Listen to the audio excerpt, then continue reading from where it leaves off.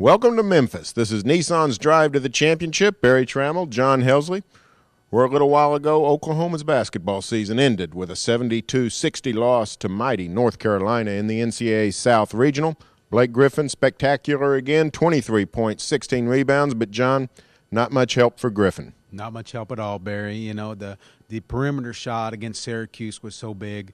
Tony Crocker hit 6 threes, and it looked like they had some makings of a really good offense going.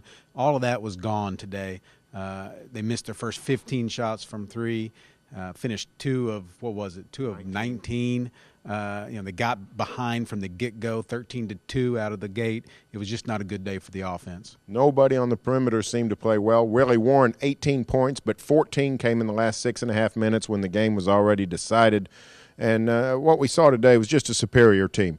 Blake Griffin, clearly the nation's best player, but Carolina might be the nation's best team. They might be. You know, Tyler Hansbrough, last year's Player of the Year, didn't have a great game. I think probably played pretty good defensively, but 8 points, 6 rebounds, clearly outplayed by Blake. But they had a lot of other guys do some things. Ty Lawson was really good. Danny Green. They had some guys off the bench that played good defense, helping out on Blake.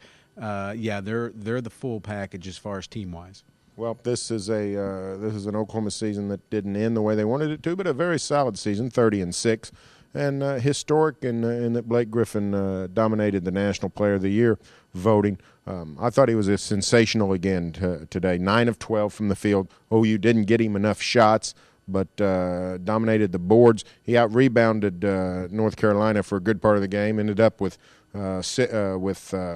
16 rebounds with North Carolina, I think, had 27. So just dominated the game, but just not enough to go with him today. No, not near enough. And you mentioned Willie Warren's points didn't come till late. Austin Johnson was no help. You know, really the best second option they had today was Juan Patillo off the bench, had 9 points. And Blake was fun to watch. You know, in a game that really wasn't very good for Oklahoma. Blake was still fun to watch. Roy Williams raved about him, stopped him as they were shaking hands through the line and told him what a great player he was, raved about him in the post-game press conference, threw out LeBron James's name, talked about how awesome he is to see in person, you know, even more so than on TV. So, you know, there was a little bit of brightness there for Oklahoma, but not near enough.